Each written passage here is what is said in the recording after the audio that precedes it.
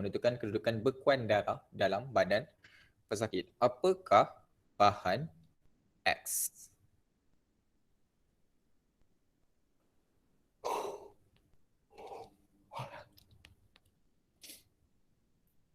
Okay. So untuk topik ni, kalau something yang related dengan badan pesakit, kalau kita nak check dia punya bekuan darah, kita akan menggunakan satu bahan. Bahan tu kita panggil adalah sodium 24 ataupun natrium 24 lah. Okay, so ini adalah bahan yang kita akan pakai. Kita akan masukkan ke dalam badan pesakit kita. Lepas tu kita boleh detect lah kat mana kawasan adanya bekuan darah. Okay, itu soalan 18. Next, soalan nombor 19. Kita kembali kepada angka selepas. Maklumat yang berikut menghuraikan sesuatu fenomena bagi matahari. Maklumat berikut menghuraikan satu fenomena bagi matahari. Satu kawasan gelap pada permukaan matahari, suhu kawasan ni adalah lebih rendah daripada kawasan di sekelilingnya. Apa nama fenomena ni? Kita ada satu tempat dekat matahari yang gelap di mana suhu dia lebih rendah daripada kawasan di sekeliling dia. Apa nama tempat tu? Okay, apa nama fenomena ni? Prominent ke? Kabut matahari ke? Nyalaan suria ke? Atau angin suri? Ya.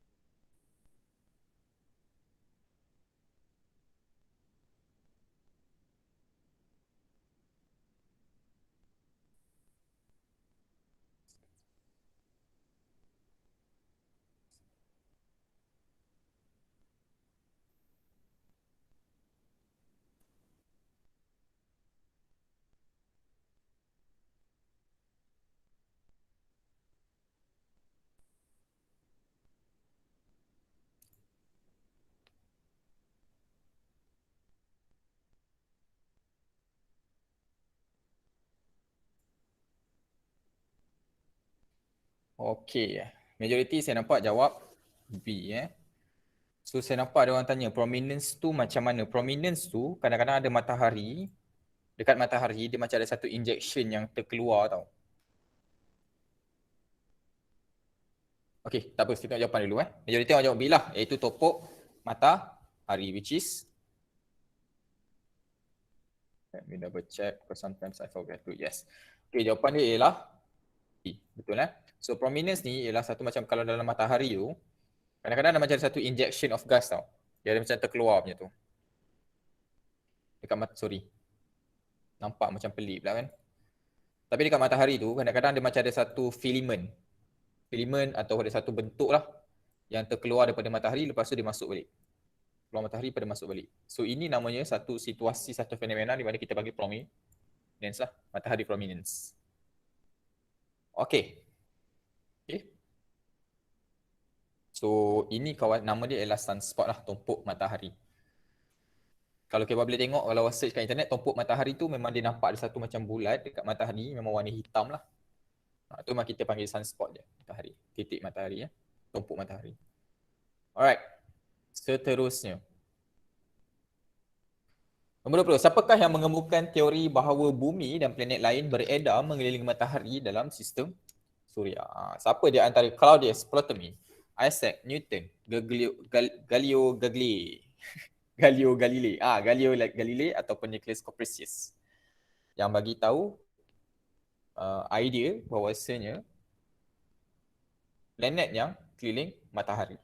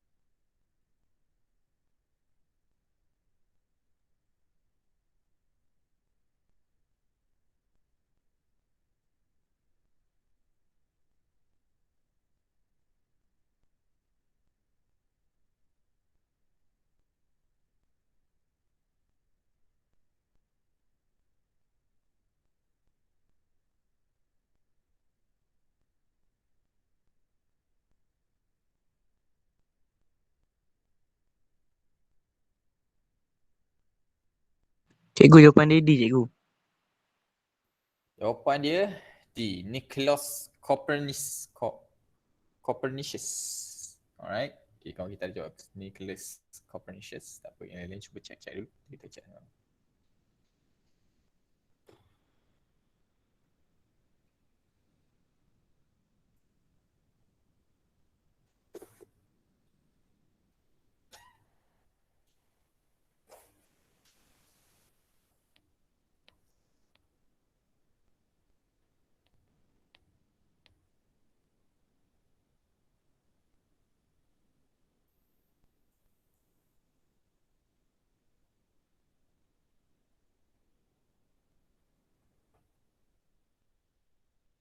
Remix.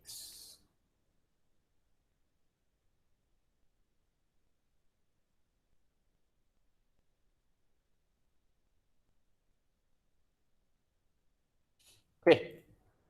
So, tadi Nicholas Copernicus kalau kita sebut so kita check sama-sama. So basically, siapa orang yang coin yang bagi tahu macam okay, sebenarnya mungkin matahari yang duduk kat tengah-tengah instead of bumi yang duduk kat tengah-tengah. Orangnya ialah Nicholas Copernicus. Okay. Nicholas Copernicus lah. Alright, so itu adalah untuk semua bahagian A, iaitu untuk kita punya objektif lah. So sekarang kita terus masuk kepada section bahagian B untuk soalan 1 sampai 5. So bismillahirrahmanirrahim, tengok soalan nombor 1. Tandakan right pada kebaikan transpirasi. Okay, nombor 1, menyejukkan tumbuhan pada cuaca panas. Nombor 2, memanaskan tumbuhan pada cuaca sejuk. Nombor 3, membantu tumbuhan untuk menyerap dan mengangkut air dan garam, mineral. Nombor 4, menyingkirkan bahan-bahan perkumuhan tumbuh. Tanda, tanda lah 1, 2, 3, 4 ke, 1, 2 ke, 1, 3 ke, macam mana, okay.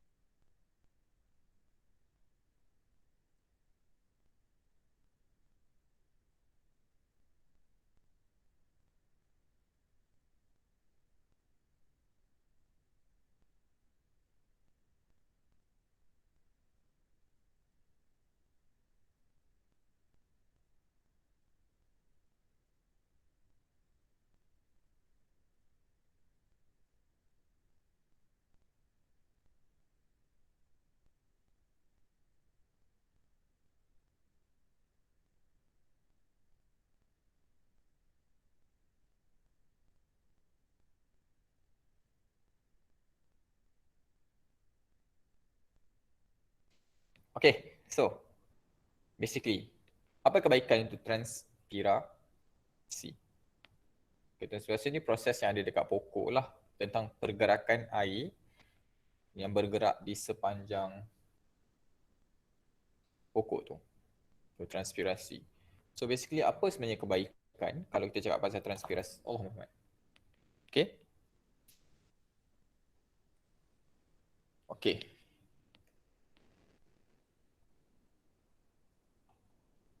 Satu dan empat. Sorry, saya tak tahu kenapa saya punya ni tak bergerak. Alright, ada yang panggil 1-3, ada yang 1-2, ada yang 1-3. Ada 1-3, 1-3, ada 1-4. Okay. Okay, first sebab soalan cakap 2 markah. So maksudnya kebiasaan akan ada 2 je lah yang betul daripada 4 ya. Jadi jawapan dia ialah 1 dan 3. Pertama dia membantu untuk menyejukkan tumbuhan pada cuaca yang panas lah sebab dia ada air kan dekat daun tu. Lepas tu dia membantu untuk menyerap air dan mengangkut air, garam dan mineral. So bila ada daun, ada air kat situ, kalau macam panas, air akan hilang. So kita akan berlakunya satu pergerakan air lah, bergerak daripada akar sampai ke pokok. Air ni bukan air sajalah bergerak, termasuk sekali mineral akan bergerak sekali. Okay. Salah.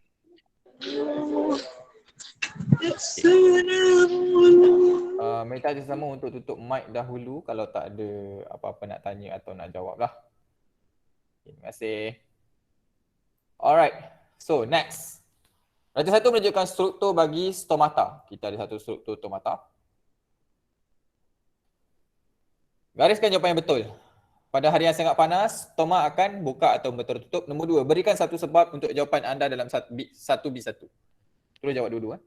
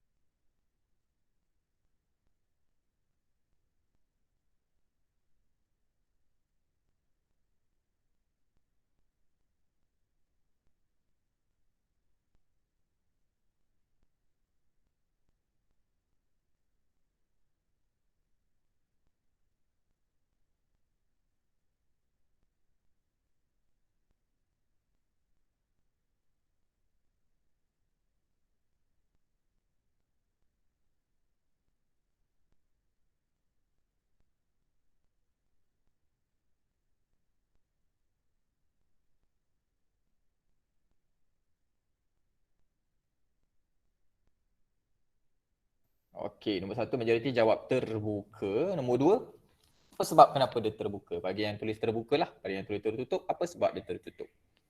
Ada yang jawab tertutup dan terbuka. So ada dua-dua. Nice. Sel menjalankan fotosintesis. Alright. Ada juga yang mengatakan sebab ada cahaya matahari. Ada juga cakap terlindung, tertutup mengelakkan kehilangan air pada cuaca yang panas. Macam-macam dia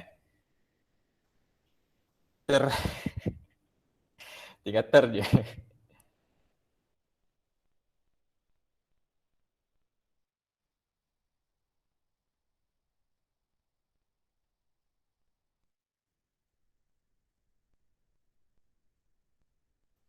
Kerana air meresap keluar dari sel. Okey. So, kita tengok pada soalan balik. Raja satu menunjukkan struktur bagi stomata. Okey. Garisan jawapan yang betul pada hari yang sangat panas, stoma akan terbuka ataupun tertutup. Itu soalan dia. Lepas tu kita kena bagi alasan lah. Kenapa kalau kita cakap terbuka dan kenapa kalau kita cakap tertutup. Okey, basically pada waktu panas benda ni hanya berlaku pada waktu panas lah. Dia akan tertutup. Stoma akan tertutup atas satu sebab iaitu untuk mengurangkan transpirasi supaya tumbuhan tidak layu. Berlakunya transpirasi, banyaknya keluar air daripada daun itu ialah melalui stoma lah. Sebab stoma fungsi dia untuk kita keluarkan masuk oksigen, juga nak keluarkan masukkan air. Itu reason kenapa stoma tu ada. Jadi kalau stoma tu terbuka pada cuaca panas menyebabkan air banyak tersejat. Apabila air itu tersejat, akan banyak air keluar daripada pokok. So untuk elakkan keluar air banyak daripada pokok, stoma akan tertutup. Boleh? Okay. So tu reason dia. Okay. Seterusnya. Rajah 21 menunjukkan kaedah penyulingan, distillation method. Tanda karet bagi campuran yang boleh diasingkan menggunakan kaedah dalam Rajah 21. Apa benda yang kita boleh pakai? Apa benda yang kita boleh asingkan menggunakan penyulingan? Air dengan etanol ke? Minyak masak dengan air, kuprum sulfat dengan air ataupun tepung dengan air? Bukan atau, sorry. Antara tu lah. Mana-mana lah. Mana-mana yang boleh tu you write lah ya.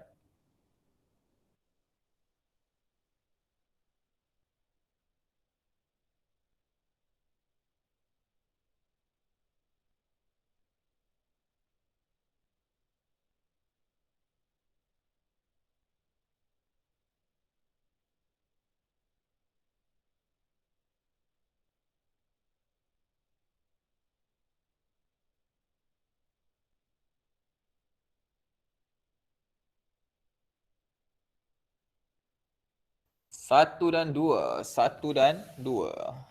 Okey.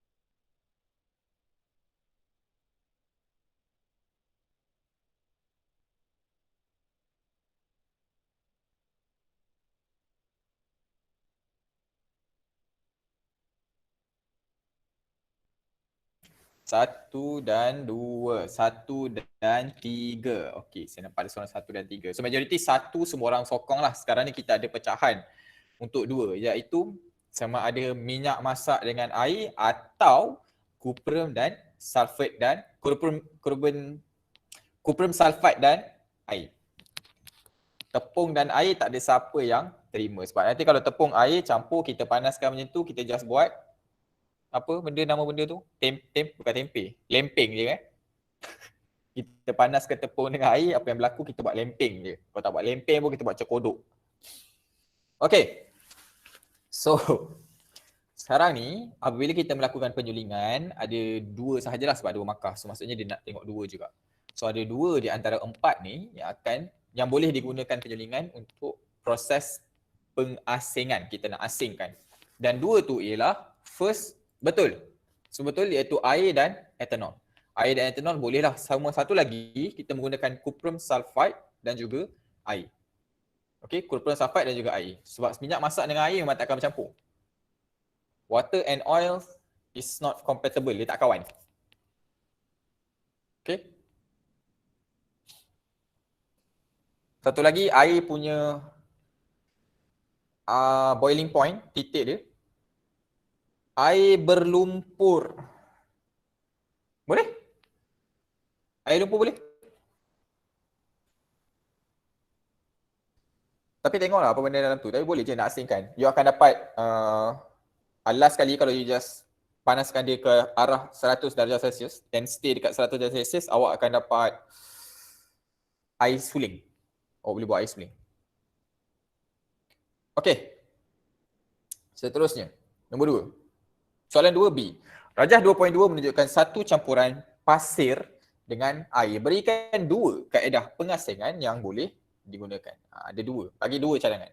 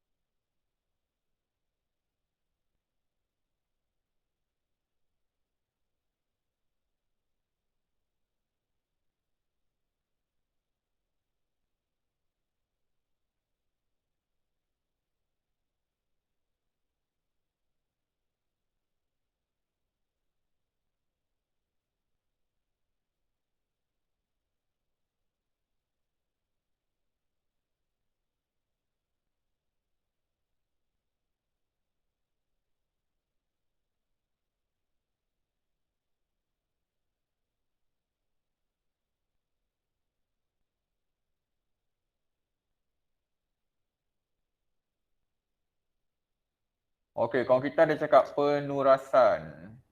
Okey.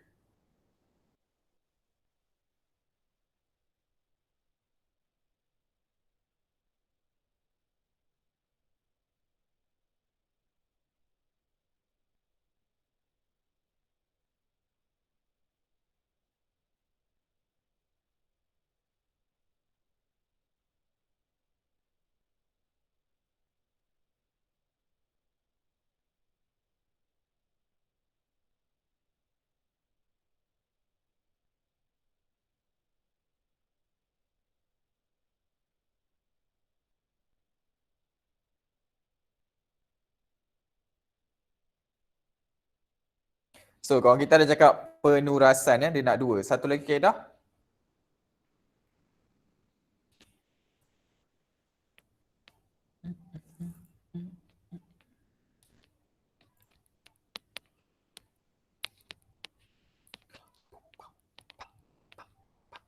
Pengenapan.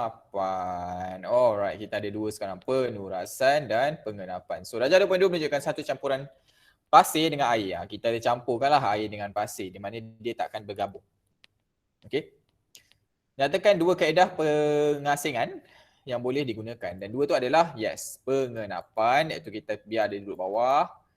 Satu lagi penurasan, kita tapis je lah. Kita tapiskan guna penurasan. Betul eh? Dua-dua boleh. Okay, seterusnya. Nombor 3. PT3 Klon. Klon PT3 2016. Ini satu rantai makanan berdasarkan organisma berikut. Ada ayam, beluncas, sayuran dan juga ular. Lepas tu berikan terus nama pengguna untuk sekunder dan seterusnya. Apakah kesan kepada beluncas kalau beluncas bertambah dengan banyak? Bina satu garis makanan, rantai makanan, garis makanan. Apa maksud sekunder?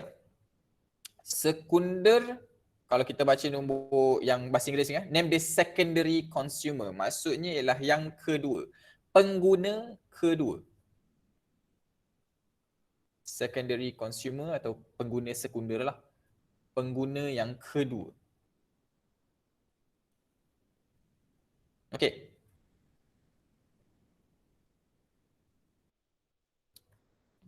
Try dulu. Yang A tu kena susun. Yes, kena susun. Yang A tu kita kena susun. Sayuran, beluncas, ayam, ular. So kalau kita ada susun, sayuran, beluncas, ayam dan juga ular. Kalau beluncas bilangannya banyak, maksudnya ayam pun makin menambah naik kan? Nanti kita tengok. Sayur, beluncas, ayam, ular. Sayur, beluncas, ayam, ular. Sayur, beluncas, ayam, ular. So maksudnya tak ada pergaduhan lah kat situ. Nampaknya tak ada lagi orang cakap lain daripada sayur, beluncas, ayam dan juga ular. Susunan dia. Angkat lili ni. Okey, nombor 1 sayur, beluncas, ayam, ular. Okey. Tak apa, saya tulis dulu. Sayur, beluncas, ayam, ular. Okey, nombor 2. Beluncas. Beluncas. B adalah beluncas. Ada orang cakap beluncas. Beluncas ialah jawapan untuk B. Ada yang jawab B, beluncas. Selain daripada tu, beluncas juga. Beluncas juga. Okey. Ayam. Ada yang cakap ayam pula. Ada yang cakap ayam. Ada yang cakap beluncas. Ayam. Beluncas ke ayam? Ada ayam, ada beluncas, ada ayam, ada beluncas. Okey, ada yang cakap beluncas dia pengguna lain nama dia. Ular tak ada. Tak ada orang sokong ular. Okey, tak apa. Next.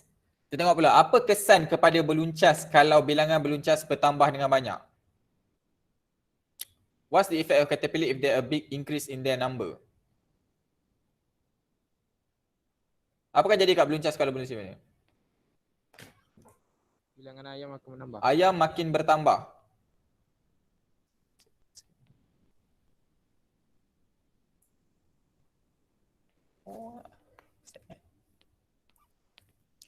Bilangan sayuran populasi beluncas berkurang. Okey. B ke C, populasi beluncas berkurang. Bilangan sayuran berkurang. Ayam. B itu ayam. Bilangan ayam makin menambah manakala sayuran berkurang, sebaliknya boleh ditanam. Ular pun banyak kan. Okey, persaingan antara beluncas. Okey. Ada banyak jawapan saya nampaknya. Best ni. Persaingan antara beluncas. Okey. So jom kita check Kita kena bina satu rantai dulu. So rantaian tu alhamdulillah setakat ni semua betul lah. Sayuran, beluncas, ayam dan juga ular. Okey. Untuk pengguna sekunder, pengguna kedua, kita mesti menggunakan sesuatu untuk kita panggil pengguna. Sayuran bukan pengguna. Okey. Dia adalah producer. Dia tukang buat. Okey, dia produce, dia membuat satu. Kenapa? Sebab dia buat makanan dia sendiri. So orang pertama yang menggunakan tenaga, sebab bila kita cakap pasal makanan, rantai makanan, kita cakap pasal tenaga. Macam mana kita nak dapat tenaga? Okey, pokok dia buat tenaga dia sendiri. So pengguna pertama yang akan ambil daripada tenaga dia yang pembuat ni ialah beluncas. Okey, ni pengguna yang pertama lah. Selepas beluncas, ayam pula makan beluncas, so ayam kita panggil sekunder. Okey, lepas tu yang ular kita panggil tertiary lah, yang ketiga lah. Kalau ada lagi jadi fourth, keempat lah, kelima lah and seterusnya. Pengguna yang seterusnya lah. Now, C. Apa akan jadi kepada beluncas kalau beluncas makin banyak? Basically, semua yang awak cakap tadi tak salah. Ayam makin banyak, ular makin banyak, pokok makin kurang. Semua tu betul. Cuma soalan dia nak spesifik.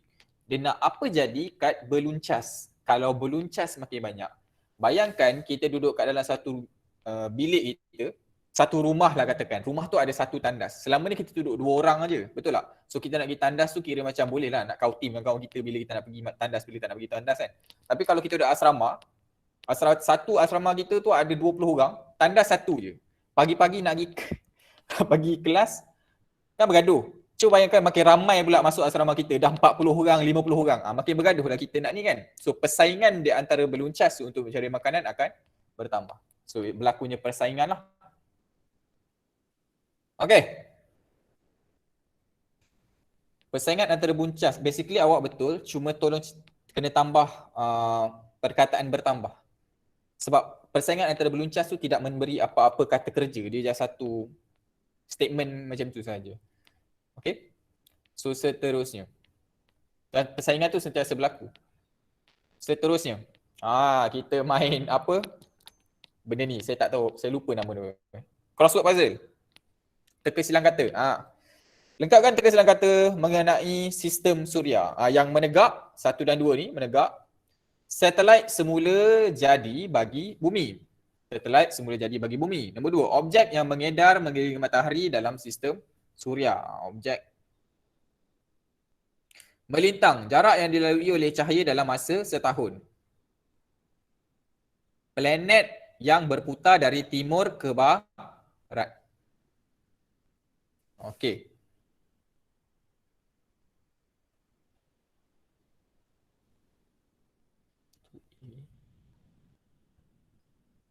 Planet. Nombor 1. Dia cakap, kita ada cakap bulan. Tak apa, try dulu. Cuba cari apa sebenarnya maksud.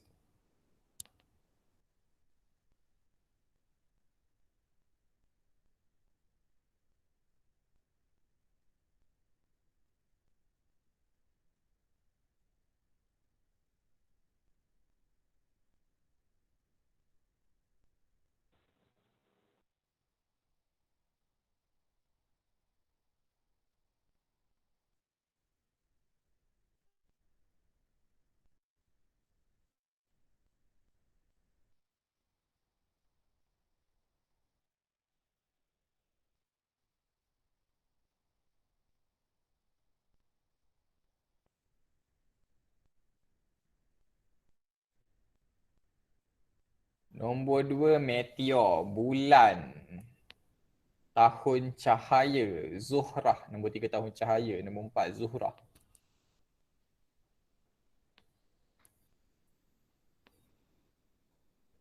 Hmm. Apa tak apa, try dulu.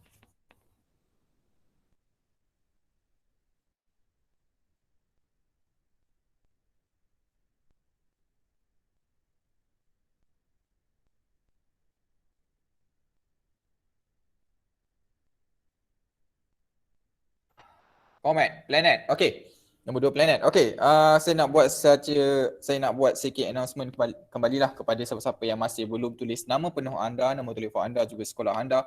Nama penuh anda, nombor telefon anda juga sekolah anda dalam chat. Minta bersama untuk tulis nama penuh anda, nombor telefon anda juga sekolah anda dalam chat untuk kehadiran anda pada malam ni. So, dengan iklan tu kita terus sambung kepada jawapan dia. Okay. Sekarang ni minta lengkapkan teka silang kata berikut mengenai sistem suria. Satelit semula jadi yang jadi bagi bumi. Itu nombor 1 lah. So, nombor 1 yang ini. Nombor 2, objek yang mengedar mengelilingi matahari pada sistem suria. So, itu adalah ini. Jarak yang dilalui oleh cahaya dalam masa setahun. Panjang ni. Planet yang berputar dari timur ke barat. So, inilah. So, jawapan dia ialah nombor 1, planet satelit semula jadi, yes. Bulan, majoriti dapatlah, alhamdulillah. Nombor 2 ialah planet. Okey, objek yang mengedar mengelilingi matahari dalam sistem suria, kita panggil dia sebagai planet lah. Jarak yang dilalui oleh cahaya, maaf, minta tolong kerjasama untuk off mic anda dahulu kalau tak ada apa. Ini yang kacau Ingat ke? Ya, Zarif. Terima kasih. Okey. Jarak yang dilalui oleh pada dalam masa setahun ialah kita panggil dia tahun cahaya lah. That's it. So planet yang berputar dari timur ke barat, yes, kalau ingat ada satu soalan dekat section bahagian A tadi. Yes, nama planet ialah Zuhrah atau Venus. Alright. Next. Tengok ni dia bagi the moon. Saja dia letak the as tu. Untuk moon saja pun cukup tak? Okay, tak apa. Next. Padankan contoh tindak balas berikut dengan jenis tindak balas yang betul. Fotosintesis, kondensasi, evaporation. Fotosintesis, penyejatan dan juga respirasi. Okay, adakah ianya endotermik ataupun ianya exotermik? Alright.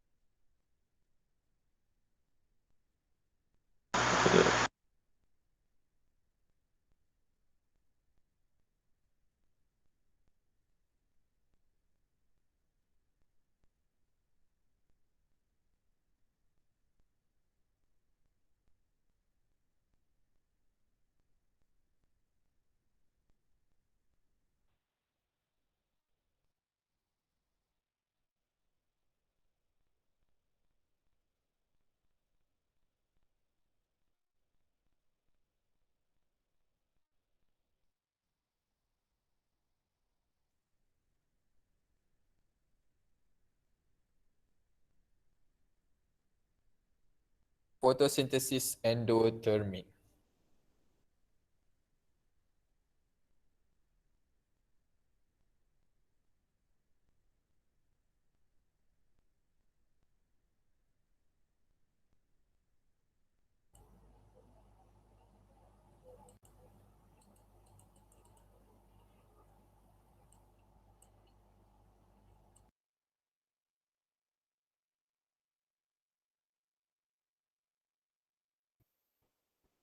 Okey, kondensasi endotermik. Endotermik, fotosintesis dan respirasi. Respirasi endotermik, respirasi endotermik. Okey.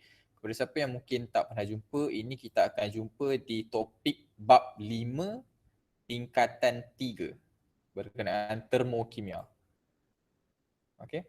Fotosintesis endotermik, kondensasi endotermik, penyejatan eksotermik, respirasi eksotermik. Respirasi eksotermik.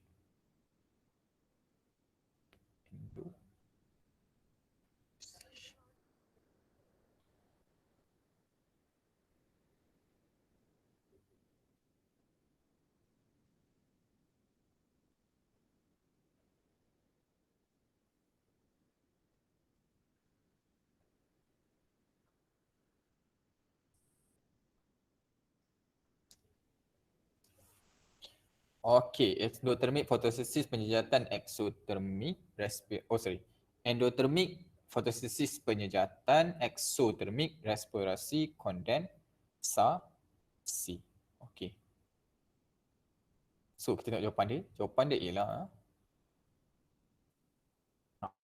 fotosintesis ialah endotermik masuk ke dalam, evaporation pun endotermik masuk panas ke dalam, kondensasi ialah eksotermik, udara dia, panas dia keluar, respirasi ialah eksotermik, panas dia keluar. Okey.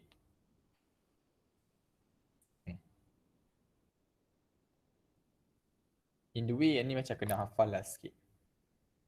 Okey. Kecuali jenis kondensasi dengan penyejatan ni sebenarnya kita boleh try to faham. So, macam fotosintesis, kenapa ianya ianya endotermik sebab memang kita tarik cahaya matahari masuk ke dalam kita punya daun kan. So basically di situ dia memerlukan panas tu lah untuk dia menggunakan proses fotosintesis dia. Penyejatan maksudnya kita nak sejatkan air tu. Air tu daripada sejuk dia kena makin panas. So maksudnya di luar lebih panas daripada air. So panas tu masuk ke dalam air menyebabkan air tu tersejat. Respirasi ni kita keluarkan panas. Kalau kita hembus nafas kita secara hidung, kalau kita perasan sebenarnya udara kita panas. So ianya eksotermik sebab dia nak keluarkan panas. Kondensasi pun samalah. Okay? Dia keluarkan panas daripada air tu. Air tu dia keluar ke udara menyebabkan dia makin sejuk. Air tu makin sejuk. Okay, seterusnya.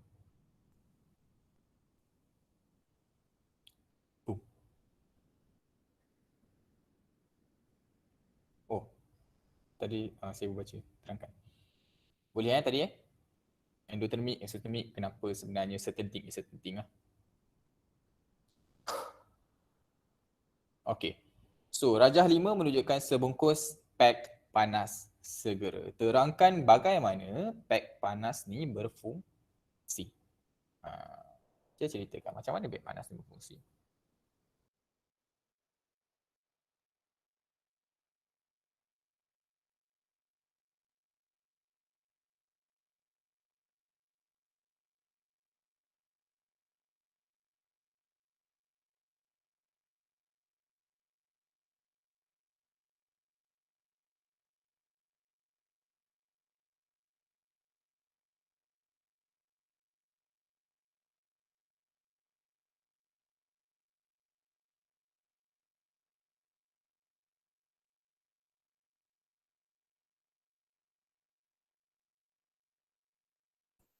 Oh, pek panas segera tu apa? Pek panas segera tu kalau kita, kebiasaannya pek panas ni, segera ni, kalau kita macam goncang dia, nanti dia akan jadi panas. Awak akan jumpa kebiasaannya kalau awak tengok main bola ke apa, kadang dia adalah pek panas segera ni untuk orang-orang sukan. Jadi dua benda, kadang dia pakai ais, kadang dia pakai pek panas. Dia either or.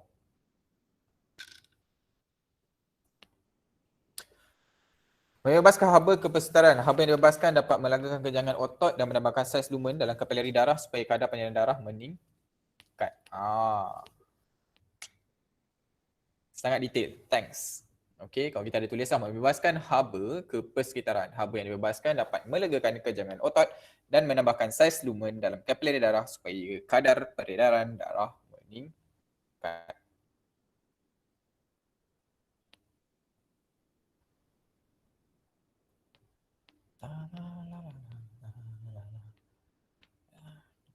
Surveillance scheme against this.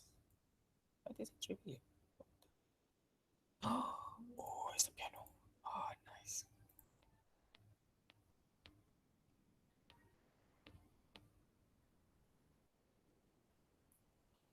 Okay, tak apa. Yang ni kita check sama-sama terus ya. So, darjah 5 menunjukkan sebuah spek panas segera. Kita nak kena cerita macam mana function dia, macam mana pek panas berfungsi lah. So, yes, it's fun yang sebenarnya kawan buat. Tulislah, betul lah So, pack ni akan membebaskan haba lah. Dia bila kita, biasanya kita goncang-goncang dia punya tu atau kita macam ada pecah pekan, ada macam ketulan-ketulan dalam dia menyebabkan ada haba terkeluar. So haba yang terkeluar ni kalau kita letak dekat otot yang kejang, dia akan melegakan kita punya otot kita. Pada masa yang sama dia juga akan menambahkan saiz lumen, iaitu saiz kita punya salur darah lah dalam kapilari kita untuk darah tu makin laju. Tak belajar lagi tak apa. Just take note je. Lepas ni kalau you guys jumpa, oh pek panas, oh related dengan salur darah, oh related dengan kejangan otot. Basically kita sekurang-kurangnya awak dah nampak lah sedikit orang cakap apa, penceritaan dan pendedahan apa sebenarnya tu. Okay. So, next. Kita terus masuk kepada bahagian C. Okay, bahagian C ni bahagian yang lebih banyak penulisan dan pemahaman lah. Seterusnya. This is not an example. This is not a good example. But yeah. Tak apa. 1A. Padankan organisma berikut dengan jenis pensenyawaan yang betul. Kita ada ikan bawal, kita ada belalang, kita ada kotak dan kita ada ayam. Adakah pensenyawaan dia di dalam ataupun pensenyawaan dia di luar?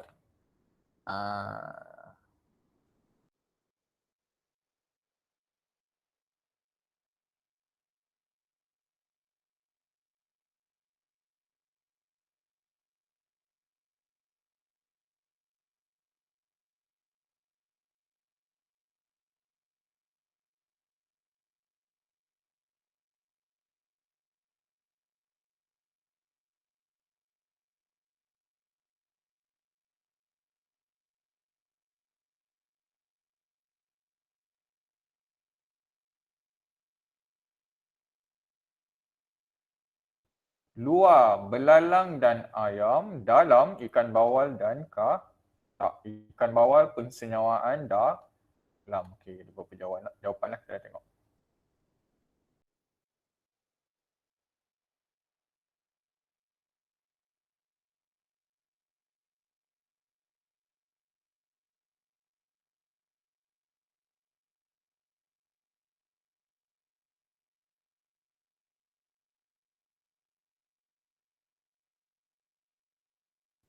Okey, ada yang cakap ayam belalang ikan bawal dalam, katak luar, ayam dalam.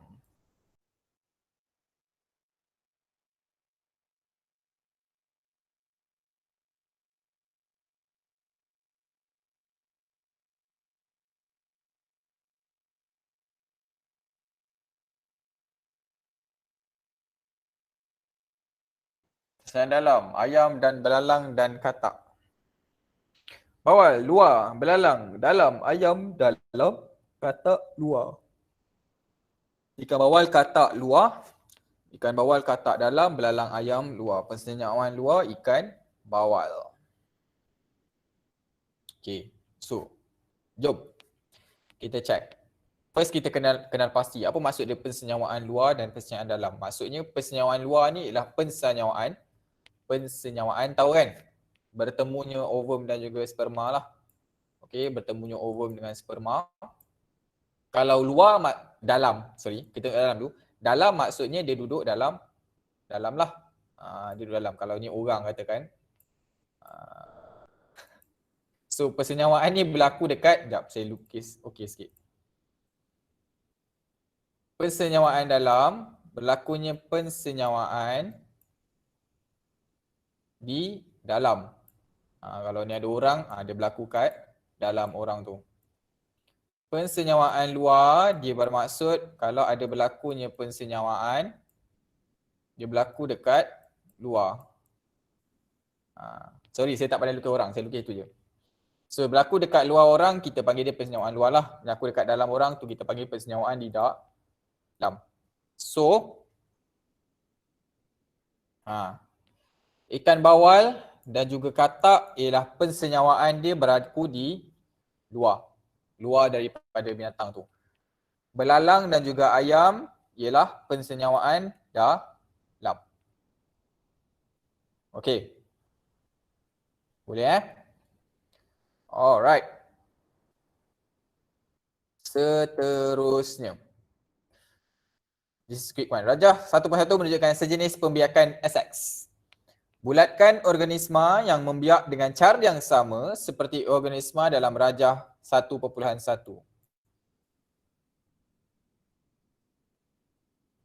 Beza pensenyawaan.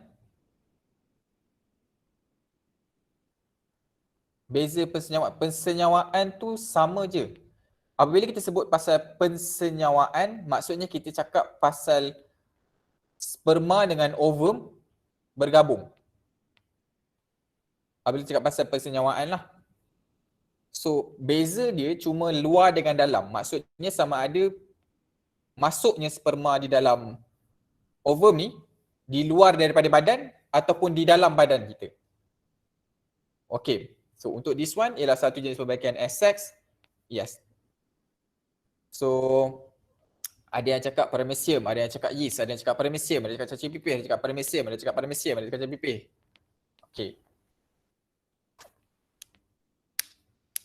So, banyaklah. Ada yang cakap yeast, ada yang cakap paramecium, ada yang cakap pipih. Maksudnya ketiga-tiga tu ada dia punya peminat lah yang saya boleh sebut. Okay, basically untuk ini adalah cacing pipih. Cacing pipih ni atau flatworm. Apa yang berlaku sebenarnya dalam pembiakan SX ni? Apa yang berlaku sebenarnya ialah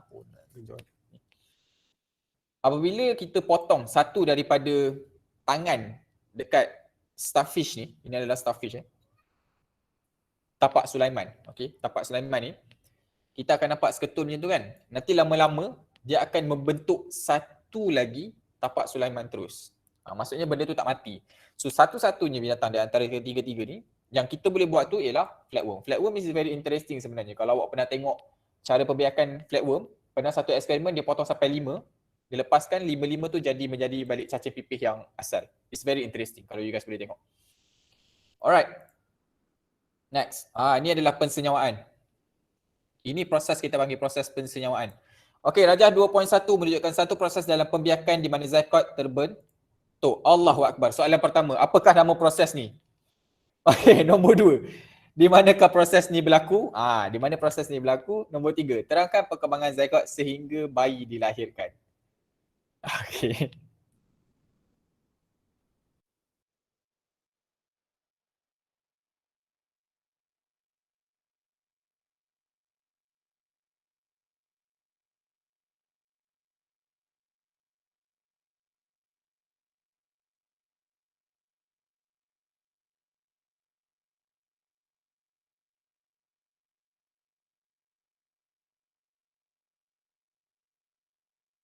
Pensenyawaan. Okey, kalau kita jawab satu tu pensenyawaan. Ada lain?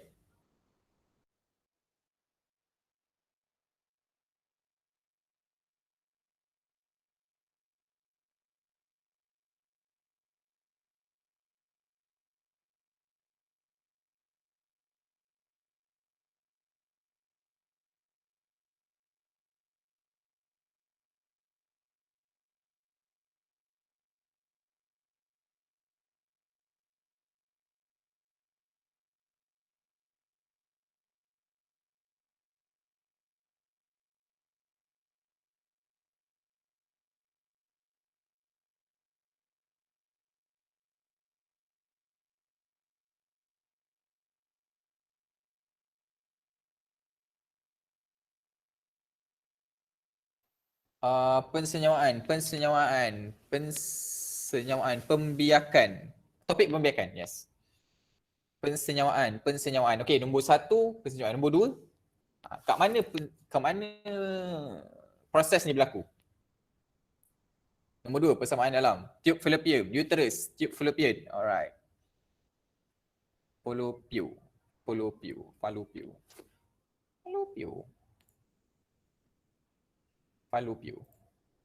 fallopian.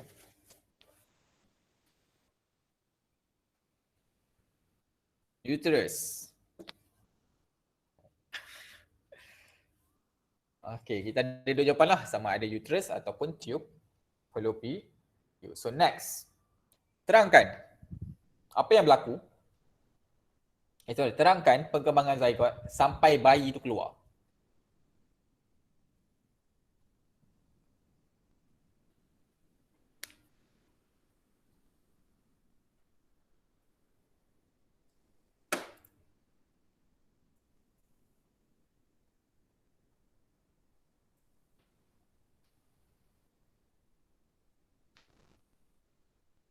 Okay, tak apa sebab sebenarnya kita akan ada satu lagi jawapan nanti. Maaf, kita ada satu lagi soalan nanti. Kita buat soalan tu, so kita settle untuk hari ni lah. So minggu depan kita akan boleh terus sambung modul yang sama. Kita akan start bahagian C soalan nombor 2. Boleh kan?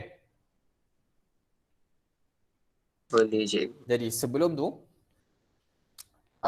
minta saya nak buat iklan lagi sekali, minta sama kepada siapa yang masih belum tulis nama penuh anda, nombor telefon anda juga sekolah anda, nama penuh anda, nombor telefon anda juga sekolah anda di dalam chat. Minta kerjasama untuk tulis nama penuh anda, nombor telefon anda juga sekolah anda di dalam chat untuk kehadiran anda pada malam ini. Kepada siapa yang masih belum lah siapa yang dah tu, terima kasih sangat-sangat. Okey. So, nama proses ni saya dah sebut tadi, ada yang cakap persenyawaan lah. Semua cakap persenyawaan sebenarnya. Okey, proses ni berlaku ada dua tempat. Tadi saya dengar ada yang cakap dekat uterus, ada yang saya baca tadi ada yang cakap dekat uterus, ada yang cakap dekat tube fallopian. So explain tu tak apa, nanti kita check sama-sama. So yes, nama proses ni ialah kita panggil proses pensenyawaan. Apakah proses pensenyawaan? Di mana berlakunya sperma ni masuk ke dalam ovum. Nampak ni? Ada nukleus sperma kat sini kan? Ini adalah nukleus ovum. So dia masuk dalam ovum, proses ni lah kita panggil proses pensenyawaan.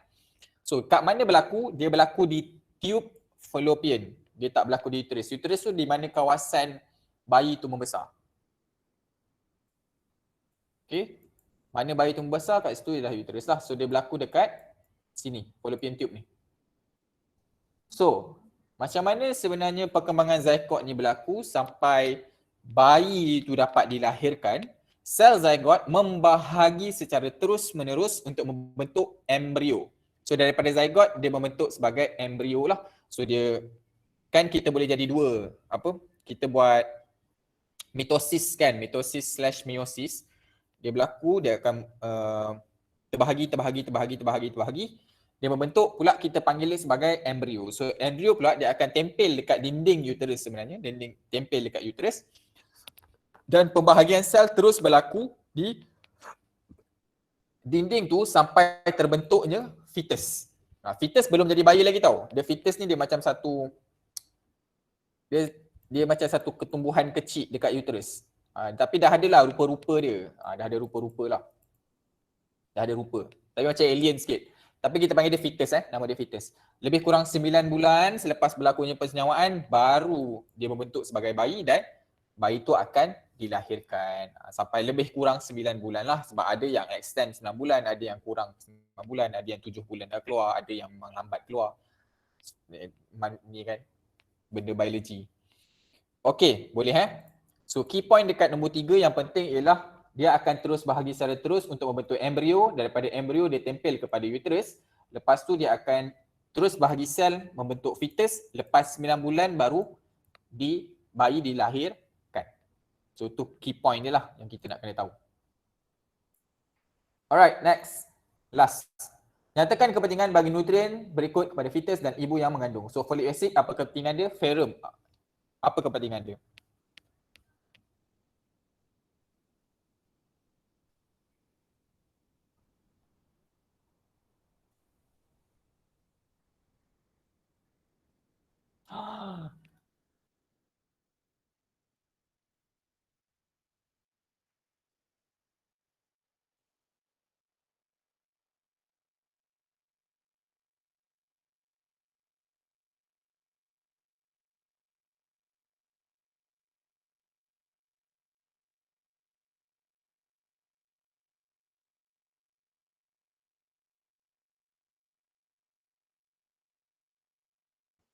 untuk mengelakkan kecacatan bayi semasa kelahiran. Itu adalah untuk folic acid ke ferrum?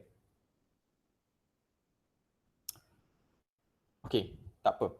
So kita terus cari jawapan boleh So bila kita nampak dua benda ni, folic acid dan ferrum, kepentingan dia untuk ibu yang tengah mengandung ialah first, dia akan membantu perkembangan serum setabat dan ferrum sperma, which is betul lah tadi. Dia untuk mengelakkan kecacatan, which is betul lah Tapi dia, nak lebih tepat ialah membantu perkembangan sistem saraf tu sendiri. Nombor dua, untuk ferrum membina hemoglobin untuk cegah ibu daripada anemia. So tu sendiri untuk membantu ibu dia lah. Boleh? Clear? Cantik? So, ada beberapa soalan insyaAllah?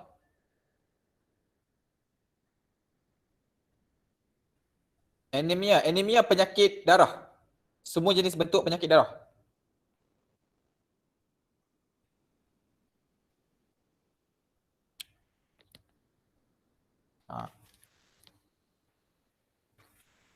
Alright, so dengan tu saya nak ucapkan terima kasih untuk malam ni. Last peringatan kepada sesiapa yang masih belum tulis nama penuh anda, nama telefon anda, juga sekolah anda, minta sangat kerjasama untuk tulis untuk keadaan pada malam ni. So terima kasih lagi sekali kepada saya. Maaf atas apa-apa kekurangan, segala yang baik datang daripada Allah, segala yang buruk datang daripada kelemahan diri saya sendiri. So insyaAllah minggu depan kita akan terus sambung soalan nombor 2 macam biasa pukul 9. Okay, thank you all. Assalamualaikum, selamat malam. Terima kasih cikgu.